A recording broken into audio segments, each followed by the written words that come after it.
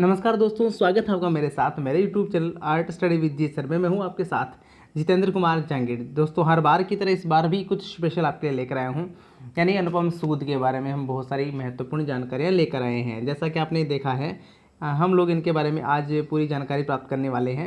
इससे पहले भी मैं कुछ वीडियोज़ अपलोड कर चुका हूं, जिनमें आरवी सुतार सर के बारे में मैंने एक वीडियो अपलोड किया है, तो साथ ही सतीश गुजराल के बारे में भी वीडियो अपलोड किया हुआ है। उसके साथ भी बहुत सारे ऐसे इंपॉर्टेंट वीडियोज़ मैंने बनाए हैं जो आपको आसानी से यूट्यूब पे या फिर उनकी जानकारियाँ उपलब्ध नहीं हो पाती हैं। तो ऐसे मैं टॉपिक्स को चुनता हूँ, कोशिश करता हूँ कि उनके बारे में आपको विशेष जानकारियाँ उपलब्ध करवाऊँ, और चाहता हूँ कि बदले में आप फीडबैक देके ज़रूर बताइए कि आपको वीडियो कैसा लगता है, क्योंकि जब तक आप बताएंगे नहीं तब तक मैं समझ नहीं पाऊँगा कि मुझे किस प्रकार के वीडियोस बनाने चाहिए या फिर कैसा इम्प्रूवमेंट की और आवश्यकता है। तो चलिए, खैर समय ज़्यादा ना बिताते हुए सीधे हम लोग लिए चलते हैं आपको उस महत्वपूर्ण जानकारियों के बारे में। साथ ही बता दूं कि आप यदि इस चैनल पर पहली बार आए हैं तो चैनल को सब्सक्राइब भी कर सकते हैं। यहाँ पे नीचे जो आइकन दे रखा है सब्सक्राइब वाला, वहाँ पे जाके आप सब्सक्राइब कर सकते हैं। जैसा कि आप देख पा रहे हैं, अनुपम सूद जो कि हैं एक भारत की प्रिंट मेकर और चित्रकार के रूप में भारत में प्रसिद्ध है। तो चलिए जानते हैं इनके बारे में क्या है महत्वपूर्ण तथ्य। सबसे पहले हम लोग इनके परिचय की यदि बात करें तो इनका जन्म जो है वो 1944 में हुआ था।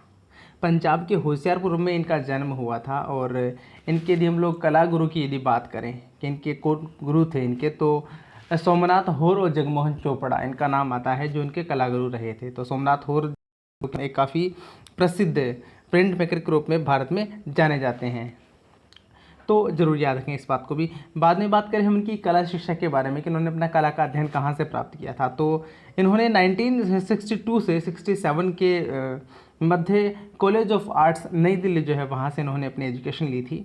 उसके बाद में 1971 टू 72 के आसपास जो है ये स्लेड स्कूल लंदन जो है वहाँ से इन्होंने प्रिंट मेकिंग का अध्ययन किया था। और ये ब्रिटिश काउंसिल स्कॉलरशिप जो है इनको मिली थी, स्कॉलरशिप के तहत जो है इन्होंने वहाँ पे जाके अध्ययन किया था। उसके बाद में इन्होंने एक स्टडी टूर भी किया था। वो कब किया था?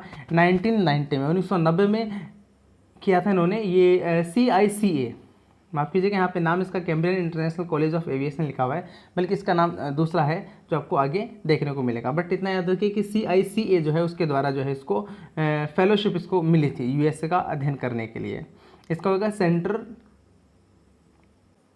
फॉर इंटरनेशनल कंटेम्प्रेरी आर्ट्स, ऐसे करके नाम होगा इसका। हालांकि ये दूसरा नाम यहाँ पे लिखा हुआ है, मैंने गलती से लिखा था, इसका याद रखेंगे। Centre for international contemporary art, ये CICA की फुल फॉर्म है। तो वहाँ से इनको फेलोशिप मिली थी, जिससे इन्होंने वहाँ पे जाके एक स्टडी टूर किया था। बाद में बात करें इनकी कला यात्रा की, इनकी जर्नी कैसी क्या रही है अभी तक की, क्योंकि ये वर्तमान में भी जो है जीवित हैं। तो इन्होंने अपना अधिकतर जो समय है वो शिमला में व्यतीत किया था, यानी कि ब्रिटिश काल में राजधानी हुआ करता था शिमला। तो उस वक्त जो है वहाँ पे इन्होंने अपना बहुत सारा वक्त जो है वहाँ पे बिताया था। साथ ही मुख्य रूप से इंटोगेलियो का इन्होंने कार्य किया है, जिसमें स्पेशली इन्होंने जस्ता यानी जिंक सीट का यूज़ किया है। यानी याद रखिए दोस्तों कि जिंक जो सीट है उसके ऊपर उन्होंने काफ़ी सारा काम किया हुआ है। यानी कि इंटेगेलियो के लिए तो फेमस है ही, यानी कि प्रिंट मेकिंग के लिए तो फेमस ही है।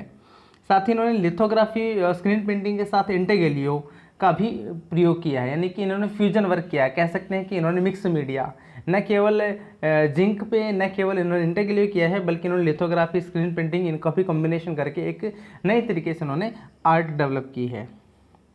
इन्होंने स्त्री व पुरुष की कामुकता, यानी उनकी जो लैंगिकता है उसको, और उनकी जो पहचान होती है, आइडेंटिफिकेशन जो होते हैं स्त्री व पुरुष के, उनको आधार रख के इन्होंने जो है अपना कार्य किए थे। यानी कि न्यूड पेंटिंग्स इन्होंने काफ़ी सारे बनाई है, उनको उन्होंने समझा, उसके बाद में पेंटिंग्स बनाई है, तो उनसे इनको काफ़ी प्रेरणा मिली थी।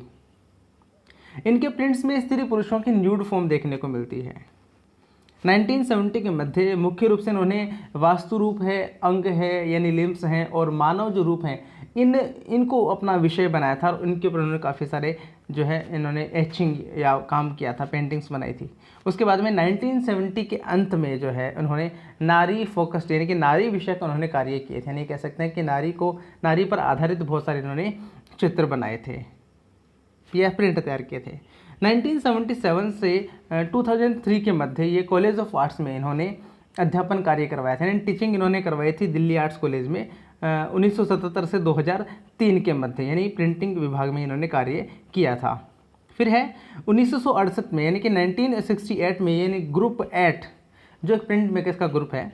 तो ग्रुप 8 की सबसे छोटी संस्थापक सदस्य थी कौन? अनुपम सूद।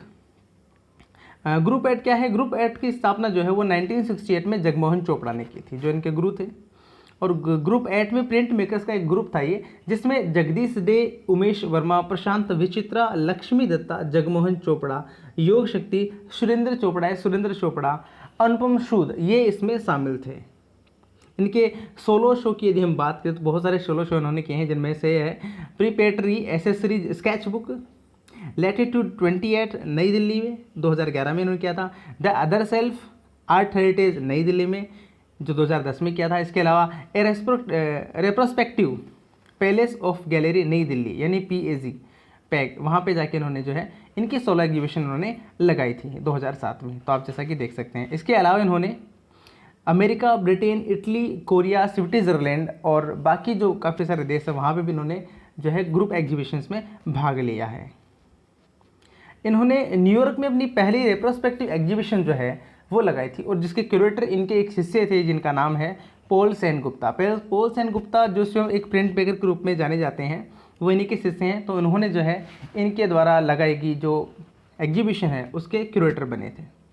इन्होंने कनाडा और जापान में भी प्रिंट मेकिंग की कार्यशालाओं में भाग लिया था। इसके अलावा बात करें कि इनके वर्क कहाँ कहाँ देखने को मिलते हैं, तो नगमा दिल्ली में, Victoria and Albert museum London में, the Peabody museum America और ग्लेनबरा आर्ट म्यूजियम जापान आदि जो संग्रहालय हैं, इन संग्रहालयों में जो है इनके कार्य देखने को मिलते हैं। वर्तमान में यदि हम बात करें तो दिल्ली में जो है मंडी क्षेत्र में ये वर्तमान में निवास करती हैं या रहती हैं। इनको मिले सम्मान और पुरस्कारों की यदि हम बात करें तो 1966 में आधारशिला पुरस्कार इनको प्राप्त हुआ था। आधारशिला जो एक दिल्ली का एक समूह है, क्या है? A group of journalist, writers and artist, यानी कि आर्टिस्ट का, राइटर्स और जो जर्नलिस्ट होते हैं उनका एक ग्रुप है आधारशिला। उसके द्वारा इनको 1996 में इनको अवार्ड मिला था। इसके अलावा 1995 में इंटरनेशनल प्रिंट बिनाले हुआ था, उसके लिए इनको पुरस्कार मिला था, जो भारत भवन भोपाल में हुआ था, वहाँ उसके लिए इनको पुरस्कार प्राप्त हुआ था। इसके अलावा 1995 में ही भारत के 65वें और 66वें यानी कि 65th एंड 66th में अखिल भारतीय वार्षिक कला प्रदर्शनी की इन्होंने रजत पट्टिका के अध्यक्ष बने थे। साथ ही अखिल भारतीय ललित कला और शिल्प सोसाइटी यानी कि IFEX जो है, जिसको इंग्लिश में आपने नाम देखा है all India fine arts and craft society जो है, उसके लिए भी जो उनको विशेष पुरस्कार वहाँ से भी प्राप्त हुआ था। 1994 में जो है इजिप्ट यानी मिस्र की अंतर्राष्ट्रीय प्रिंट बिनाले हुआ था, प्रिंट मेकिंग का बिनाले, वहाँ से भी इन्होंने प्राप्त किया था सम्मान।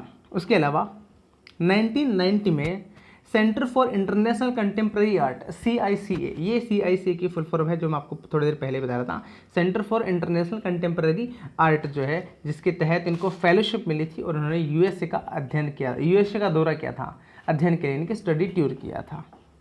1980 में और 84 में 80 और 84 दोनों में जो है इनको साहित्य कला परिषद के द्वारा भी इनको पुरस्कृत किया गया था, सम्मान दिया गया था। इसके अलावा 1975 में इनको राष्ट्रपति द्वारा स्वर्ण पदक भी प्राप्त हुआ था, राष्ट्रपति स्वर्ण पदक इनको मिला था।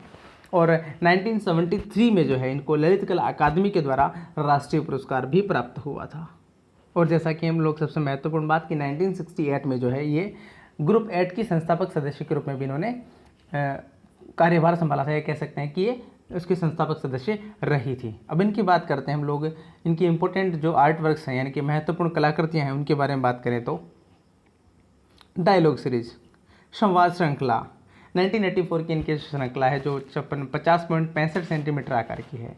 इन्होंने पूरी सीरीज बनाई है, इसमें काफ़ी सारे चित्र है, जिसका एक चित्र आपके सामने है। इसके अलावा कैंसर 1992 का इनकी ड्राइंग है, जैसा आप देख सकते हैं। इसके अलावा परसोना ये व्यक्तित्व है, ये भी नाम आ सकता है, तो ये भी इनका आर्ट वर्क है जो 1988 का इनका वर्क है। ऑफ वॉल्स 1982 का इनका जो वर्क है, जिसमें आप देख सकते हैं कि औरत को एक बहुत ही सैडनेस के साथ दिखाया गया है। पीछे की दीवार पे कुछ अपरिपक्व हाथों से कुछ ड्राइंग्स बनी हुई है। यहाँ पे संभवतः इसके जो पति की डेथ होगी तो ये उसके गम में यहाँ पे बैठी हुई है, तो काफ़ी मार्मिक चित्र ये बनाया गया था, काफ़ी बार एग्जाम्स में भी पूछ लिया जाता है। तो ऑफ कोर्स 1982 का डाइनिंग विद ईगो, अहंकार के साथ भोजन, ये भी इनका एचिंग का वर्क है। प्रतिज्ञा व शब्दों के बीच, इंग्लिश में है बिटवीन वो एंड वर्ड्स, ऐसे करके भी नाम इसका आ सकता है। ये भी इन्होंने एचिंग में इन्होंने ये कार्य किया था, जैसा कि आप देख सकते हैं। देन ओलंपिया, ये भी इनका एक मिक्स मीडिया का वर्क है ओलंपिया। हालांकि एचिंग लिखा है मैंने यहाँ पे, एचिंग के साथ भी इन्होंने यहाँ पे कुछ काम में लिया था। तो मिक्स मीडिया का वर्क है, 2007 का ये वर्क है ओलंपिया। इसके अलावा द डाइस, पासा नाम का इनका जो एचिंग का है काम, 1986 का ये वर्क है इनका। इसके अलावा श्रद्धांजलि द ट्रिब्यूट, ये भी एचिंग का वर्क इन्होंने किया था, 1989 का ये वर्क है। द शिफ्टिंग हैलो, 1980 का इनका वर्क है, ये एचिंग में इन्होंने कार्य किया था। जैसा आप देख पा रहे हैं कि इनकी जो मोस्टली जो वर्क्स हैं इनमें आप देखिए कि बहुत सारे न्यूड फॉर्म इनमें देखने को मिल रही है। आप देखिए न्यूड फॉर्म इन्होंने बनाई है मोस्टली। नेक्स्ट ड्राइंग है इनकी फायरफ्लाई, द फायरफ्लाई, एचिंग का इनका वर्क है 2004 का। नाव की कागज, जैसा कि हमने देखा न केवल प्रिंट मेकर बल्कि ये चित्रकार भी हैं, तो इन्होंने ये ऑयल कलर में इन्होंने कार्य किया है। कागज़ की नाव द पेपर बोट, इसमें आप देख पा रहे हैं कि एक महिला ने बोट यहाँ पे ले रखी है, तो ये इसका टाइटल पेपर बोट रखा गया है। इसके अलावा पास में एक और ड्राइंग है, इसका नाम है द मैन विद काइट, पतंग के साथ आदमी, ये भी इनके द्वारा बनाया गया एक ऑयल पेंट का वर्क है। इसके अलावा इनका ये वाटर कलर का वर्क है, जल रंग का कार्य है इनका, द एप्पल स्टोरी। इसके अलावा ये है समटाइम्स, इनका ये ऑयल पेंट का वर्क है 2001 का, कभी कभी है, समटाइम्स के नाम से इसका नाम आता है। द ट्रायल, ये भी इनकी तेल रंग का ये चित्रण है, 2001 का है द ट्रायल। इसके अलावा इन्होंने कांसे में भी काम किया है, इनकी मूर्ति भी इन्होंने बनाई है, जिनमें से इनकी फेमस मूर्ति है योगिनी, ये इनकी कांस्य प्रतिमा है। इसके साथ इन्होंने यह चित्र भी बनाया है ऐसा ही। तो ये अब इनके आप नाम देख सकते हैं सारे। डायलॉग सीरीज, संवाद श्रृंखला, ये एचिंग में इन्होंने कार्य किया था। दीवारों से सरोकार, ये भी काफ़ी बार एग्जाम्स में आते हैं। कैंसर, परसोना यानी व्यक्तित्व, प्रतिज्ञा व शब्दों के बीच, between the vow and words, firefly, pick up girls, pass the dice, of walls, lithograph है इनका। श्रद्धांजलि मिक्स मीडिया में है।